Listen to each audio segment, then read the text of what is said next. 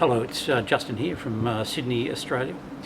I'm going to talk to you today about how to replace a deck.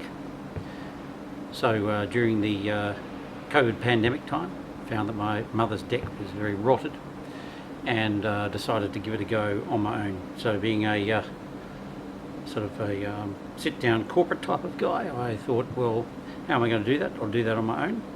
And so I looked up the internet and got a lot of good stuff on there, and so I'm hoping that this video, which I'm going to show you, will go through a series of things, including the safety first, then the tools you might need, then the electrical tools you might need, screws, nails, a few pointers on those things, and then moving on to the final preparation with the sanding and the oiling of the deck. And hopefully if we run through all of those things, that'll give you some good ideas if you are foolish enough to take on a similar task. I'll see you then. So firstly, what are you going to need in terms of some basic safety equipment? Well, my suggestion to you would be that you get yourself a pair of safety goggles. Everything that I'm getting here I can just get up at the local hardware store, Bunnings. They cost a couple of dollars. Then these sorts of gloves are very handy. They're just they're non-cut sort of gloves, so as you're doing these things, these are very good, but they still give you quite a bit of feel in the fingers. Then there's going to be ear protectors. So the ear protectors you'll only need when you're using a nail gun, because those are very, very loud, sounds like a shotgun going off your head. So you're going to need some ear protectors for that. Then when you're doing the deck itself, some knee protectors. It will take you a long time putting the screws in, and having some knee protectors there is going to really help you. And then last, for the Australian conditions, you need a hat, some sunscreen, and that's last but not least the sturdy boots, because you will be in a situation where you are lots of nails around on the ground, and having a nail through your foot is probably not what you want to do. And also you might drop things on your feet. So all of those things should come in really handy, and they're pretty basic.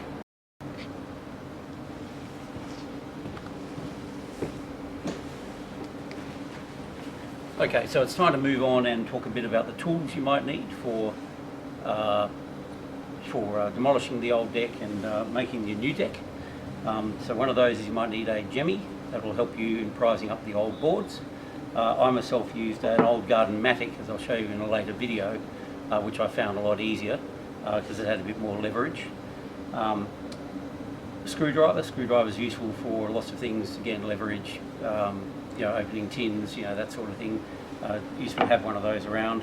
And then these Irwin quick grips. And by the way, I'm not sponsored for anything on any of this video, but these things are absolutely fantastic. And if you're going to build a deck and do it on your own, you're going to absolutely need at least 2 or 3 of these quick grips. They come in different sizes, and they're very, very useful for holding wood in place, for example, when you're cutting, or generally when you're screwing things in. You can't really do the job without having on your own, without having some of these grips. So get yourself some of those. Really, really easy to use. Then there's a hammer. So you're going to need a hammer. It does bring us to the point that if you're going to be making the structure of your deck underneath, is you're going to need to use nails. Now, a lot of that you can do with a nail gun, but others you are going to be able to you're going to need to use a hammer for.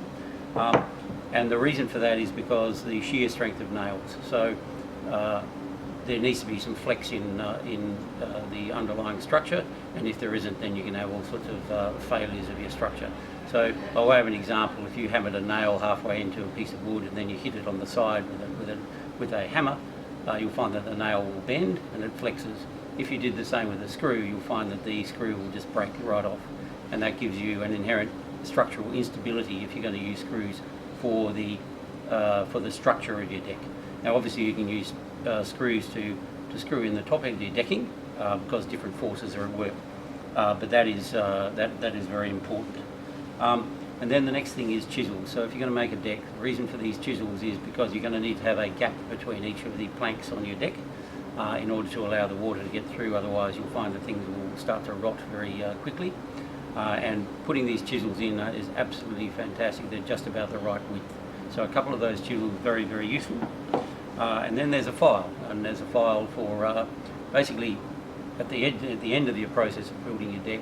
I found it really good to go around and round all the edges of your planks so that you didn't go around nailing your shin on those for life ever after. So that was quite good. And then a measuring tape. This is absolutely critical. Obviously getting the measurements right on your deck. And so you're going to need this. You get yourself a pad as well.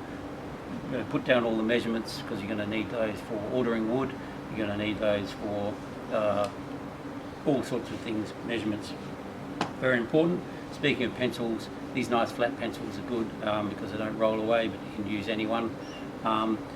And get yourself that notebook because you don't want to be going up constantly to the hardware store and then coming back and saying, oh, I forgot the... So get yourself some of those. Then a pair of scissors. Now these are particularly useful for the stuff called protector deck, which you put over the beams and joists of your deck because that really increases the life of your deck over a long period. I don't have any more of that protector deck with me just at the moment, but they come in a big plastic roll, and using that is quite good.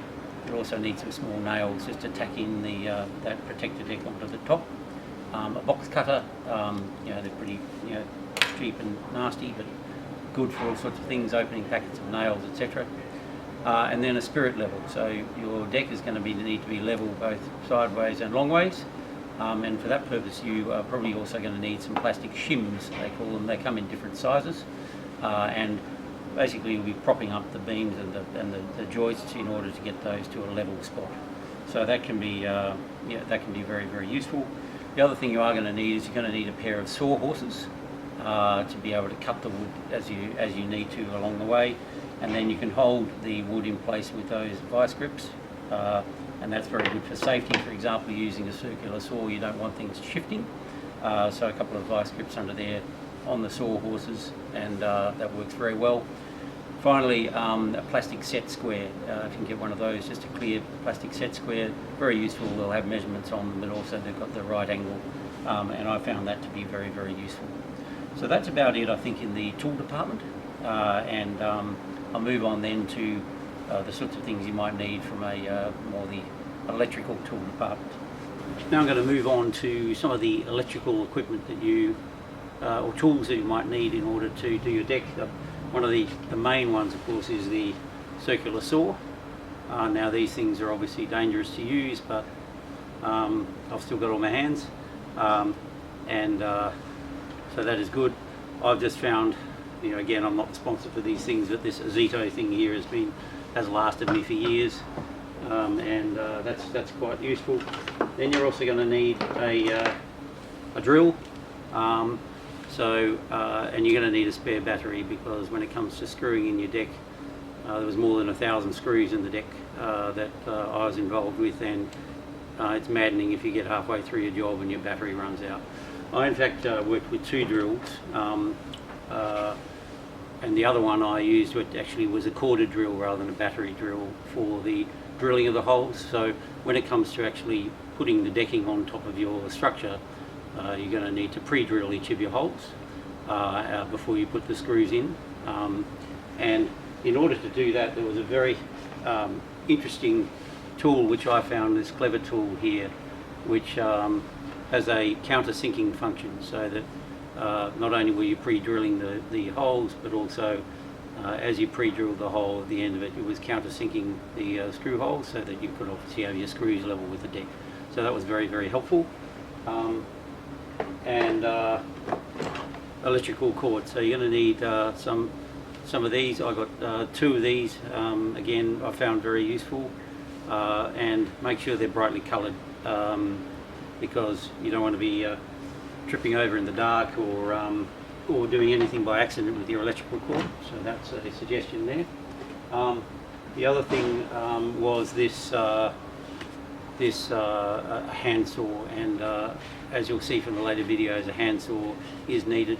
These Irwin saws have been, to me, it was a bit of a revelation when I ended up getting this some years ago, just how easily it cuts, and through all the life of it, it's quite old now, but through all the life of it, it's gone extremely well.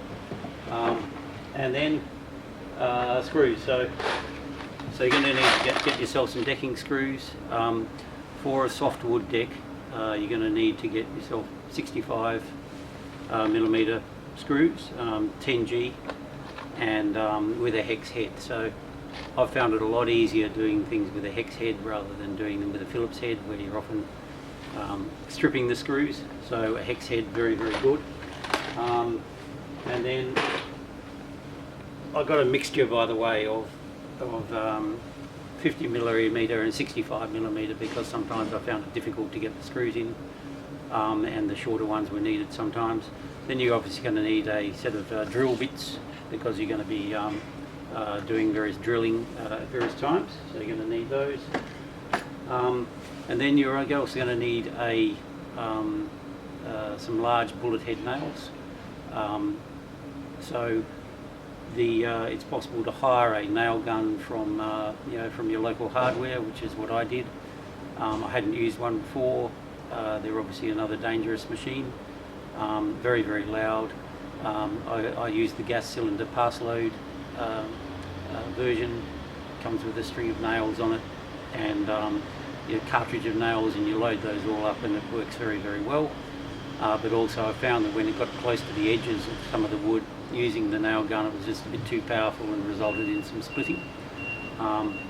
As a result, I used the hammer, and again there I found it a bit difficult hammering at times, so I pre-drilled a small amount so that get the nail in up front, and then after that it was pretty easy. So you're going to need some nails for that purpose. So just a few more things to think about is what sort of screws you're going to get. In my case, I decided on stainless steel, because they don't rust in the same way, and also because they'll last longer, and also frankly I think they look a bit better. The other thing that you should think about is grabbing yourself a ball of twine, and the reason for that is that when you start drilling the holes for all of your screws, the screws obviously go through the decking and into the joists underneath. So if you can get a nail, line it up with the middle of the joist at each end, and then tie a piece of string between those two, that'll enable you to drill a row of holes in a straight line, which ends up looking quite nice.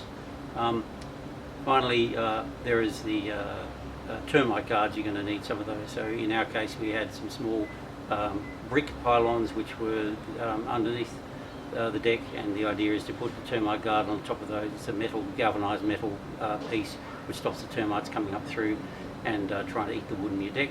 Obviously you're going to have some treated timber underneath, but still that's a good idea. And then there was a couple of tarps.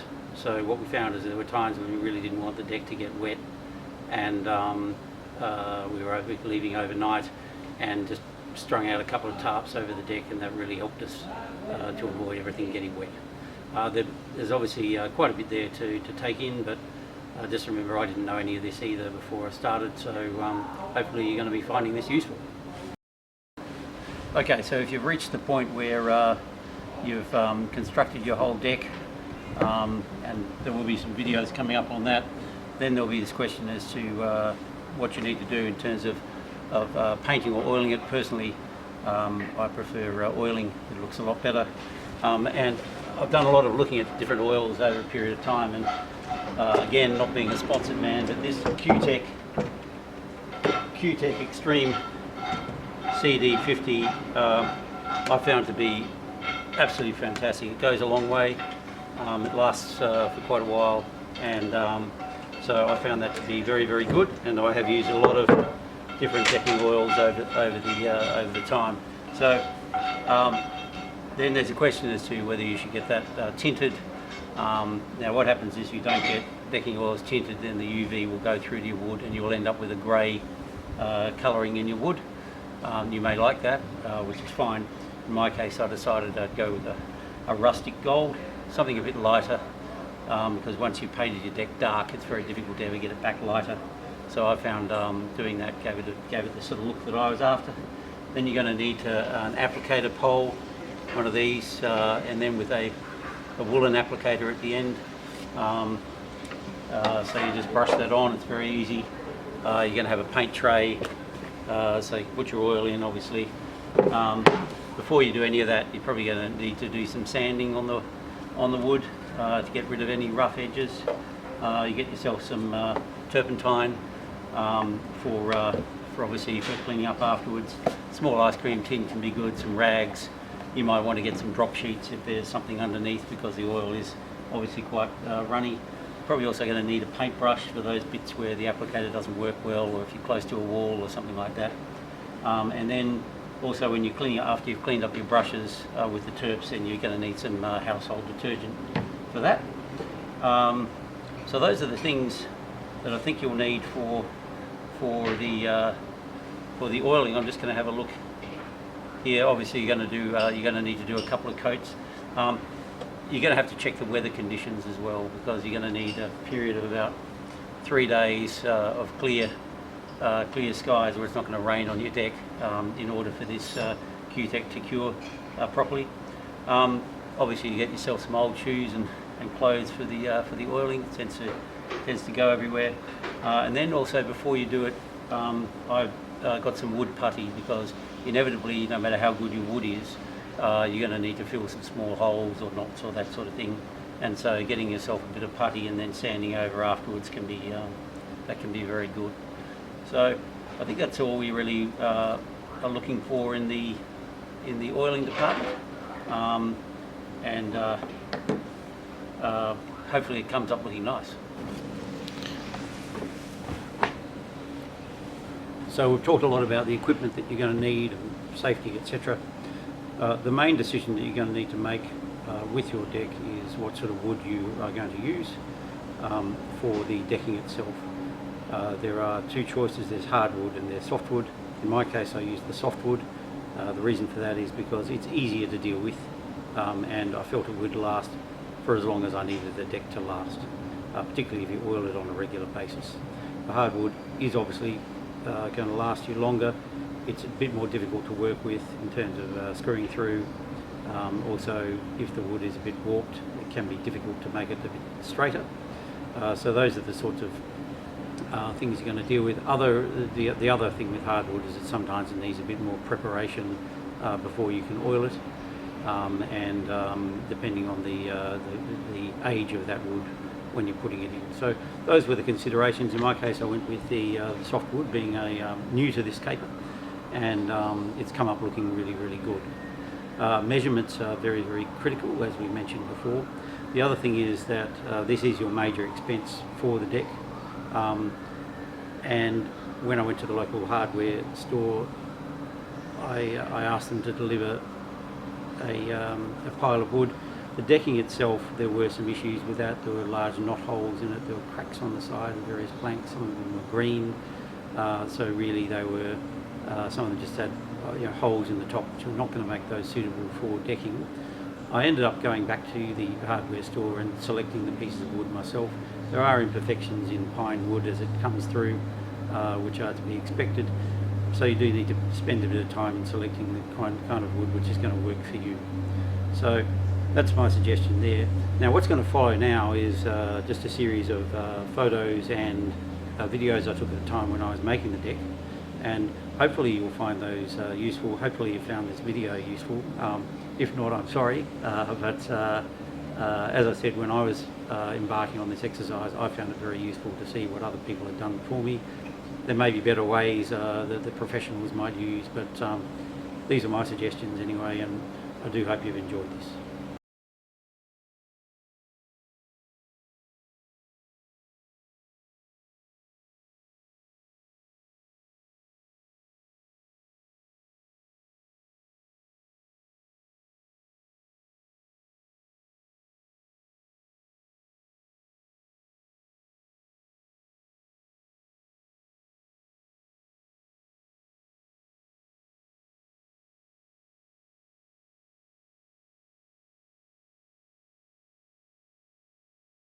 Okay, so what we've got here is a garden mattock that we're using, an old garden mattock. And what we're going to do is we're just going to get under there and leave the boards off. You see that works quite well. And they come off pretty easily.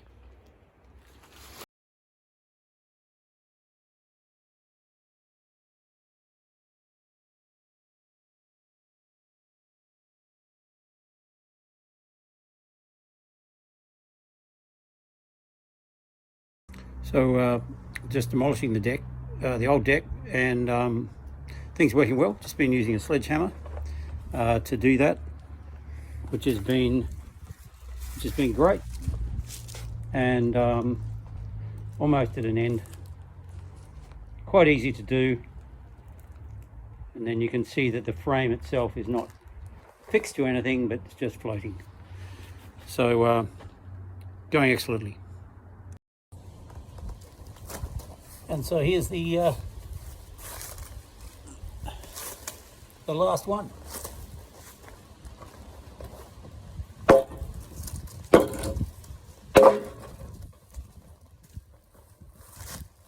All done.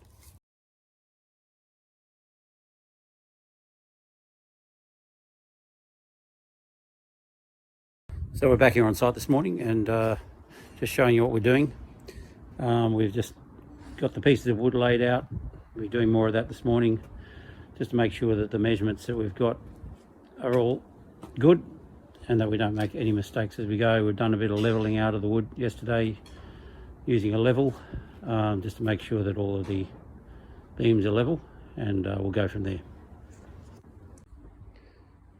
So just trying to get all of these pieces fixed up. Getting the angle has been difficult, but and I've been using the hand saw because they're right on the ends of these pieces. So that's what we've been doing, and to get the angle right, I've used a bit of a template, which means that the angle is the same for every piece as it should be. So here we are at another long day at the deck. Just put some protector deck underneath those beams. Did quite a bit of work today on getting those angles right so that they sit flush, and progress is good. Tomorrow we'll start putting it together a bit more, and those are just sitting there at the moment, those beams. So we'll be attaching them tomorrow with a nail gun, which hopefully we can hire from Bunnings. Okay, so we're here today. We're doing the attaching the wood to the deck. We've been using a nail gun down there, hired from the Bunnings, and then but on these tricky ones we've been having some problems with splitting, and so we're doing just the traditional hammer and nail on those. We've pre-drilled a little bit of a hole, and things are coming together well.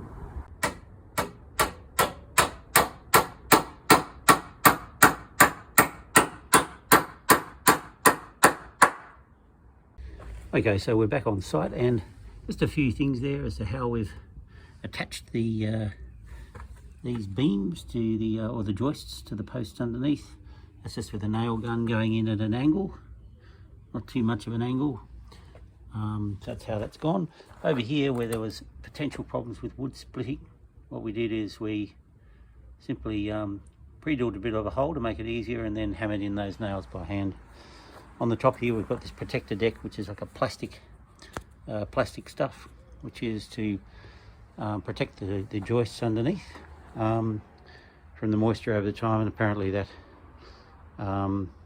lengthens the life of your deck considerably. Underneath here we've got a bit of a join where our two posts were to go together. Just put that together with a bit of a bracket. You can see the shim underneath there to get the levels right. So you need to have the levels right, going this way, also that way, and then on the joists as well, the levels going right this way, so you don't end up with a bent deck. And then we've had some good times with these corners down here and getting the angles right along here. That's been quite difficult, but you can see that that's being cut in that angle. Couldn't do that with a circular saw, so did all those by hand because the angles were tricky. So that's some things there. And then you'll see as well on these on the top of the brick piles, you've got the termite protectors there, so the termites don't get up inside the bricks and come up and start eating your wood, although obviously this is treated timber that we've got here. We're going to keep on. Just got those things weighted down there because there was a bit of wind overnight and I didn't want them coming off. So here we are, more later. So we're continuing here with our deck, and we've got to the stage where we've done all the structure, and we're now going to commence to set the planks out. You can see I've laid all those out just to make sure they're in the right spot. I put a chisel between the different boards to give a space, and we're going to then go through and use some 65mm screws because it's softwood, and use this interesting clever tool here with the countersinking device. You can see if we go over here that we've laid out a line there which is in the middle of the joist, put a nail in each side and a piece of string, and that'll help us keep the screws in a straight line as we go. Okay, so we're back here on the deck again today, trying to get the boards in. You can see that we've got a number in there. We're going along in rows. There's a drill with a countersinking bit, and we've also got the drill driver there, which we're using 65mm screws because it is softwood, but sometimes those just aren't going in, or you snag a nail. And so what we're doing is we're using the 10G 50mm for those shorter ones. Also some sunlight soap to help the screws go in. They've been quite tough. And then you can see how we've been using a nail with the string. That just helps you to nail it into this part of the joist here. It just goes up and down there and helps you to keep a straight line. And then the chisels here to do a bit of spacing on the boards, just to make sure that they maintain a bit of an even space between them. So things going pretty well here, it's not all that easy on the back and on the knees using the knee pads, but things going pretty well, and we'll see you later. Hello, so we're now just going along you see that we've got a string line in there, going along the diagonals now to get the final screws in place. You can see we've also used one of these quick grips. These quick grips are absolutely fantastic, and that's just bending some of those boards there which we're getting too close together so that they can be openly spaced. And we're going to go along that line, and then after that it's going to be the tricky task of trimming the side.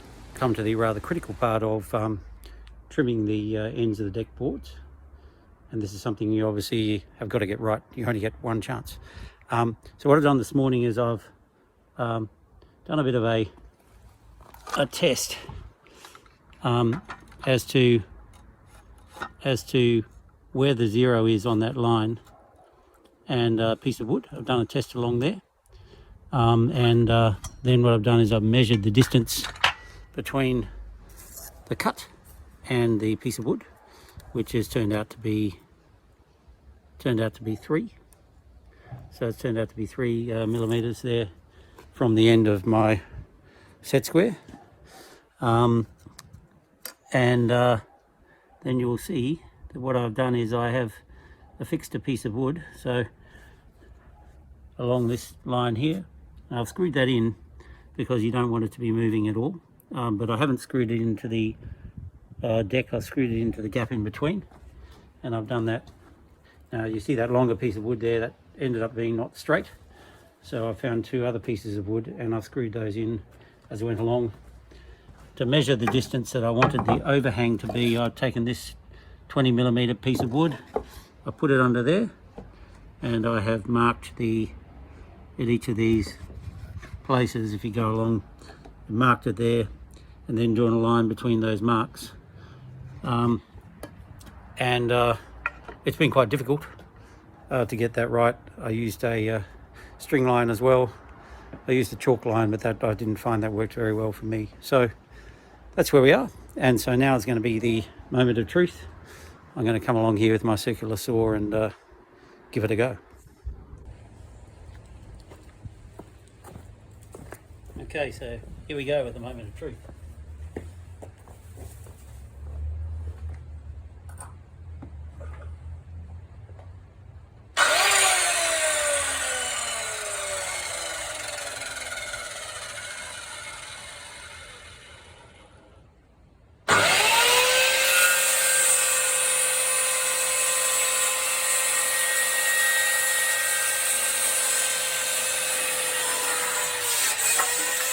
And that's worked well after some initial hesitations at the end here. So I think that's gone very well, and pleased with that.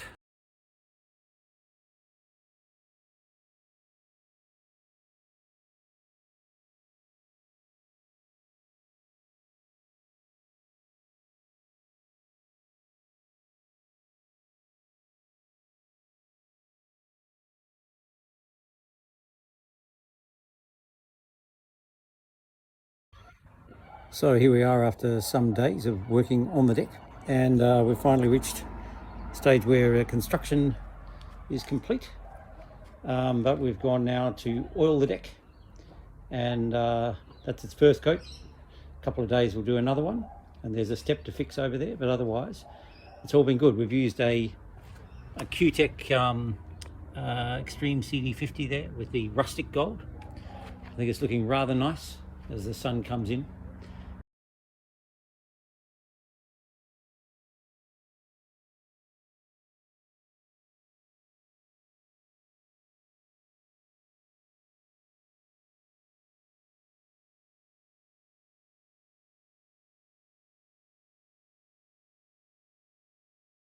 Well, we're back here today to try and fix the concrete step on the way to the deck, which is cracked over the years, as you see there. And I have ordered in, especially from the US, some of this ready mix concrete patch, because we have tried to patch this before and it's always cracked. So the idea is to see if we can do better than that during the course of today. Wish us luck. So we've come to the end of our concrete patching, and there it is. So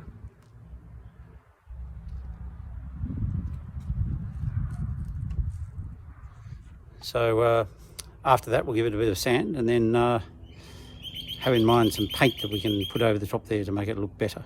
But at the moment it's looking all right. Only time will tell whether it will crack again.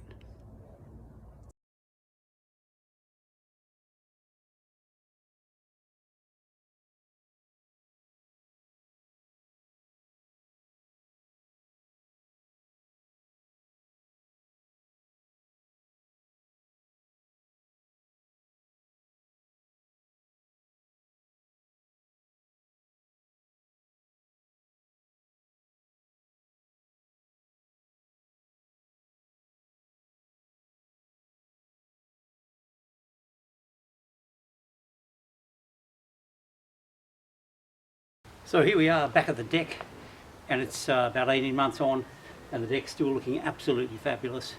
But the time's come to do a re-oiling. So that's what we're going to do today, and that'll be the last thing we do to keep this looking very good.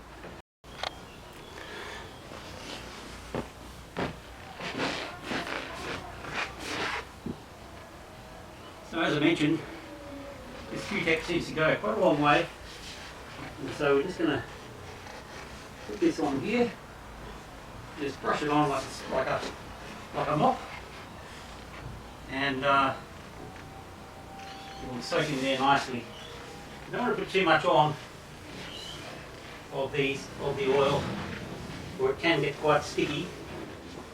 We'll just work our way down here, and already that's looking a lot better. Mainly the high traffic areas just need a bit of a go. The rest of it has actually lasted extremely well, and it's quite therapeutic. So all of that applicator on the deck has only really taken about 20 minutes or so, and now, as I mentioned, the paintbrush for the side. So this is the skirting board down here. As I mentioned, this is not structural, but it does need a good oiling, and that's what we're going to give it now. So there we are, oiled again, as they say in the classics, and looking as good as the day it was built. Hasn't taken me too long to do that. I've run out of oil now, but I'm sure you'll agree that it's looking superb, and it's been quite a good afternoon. So there we are. It doesn't take long. It's quite an enjoyable process. I've checked the weather forecast. Weather for the next week is meant to be no rain, so if we can achieve that, then we're cooking with gas. Look, it's been great being with you on this video. I've very much enjoyed making it. It's been a long process. I'll have to do a video about how to make a video. Anyway, I hope this has been useful to you. Do take care out there. Safety first. And remember, I'm not a professional. So if you really need to rely on some other professional advice, then that's great. But otherwise, I'm hoping that this has helped you if you decide to make the attempt on a deck yourself. Bye-bye.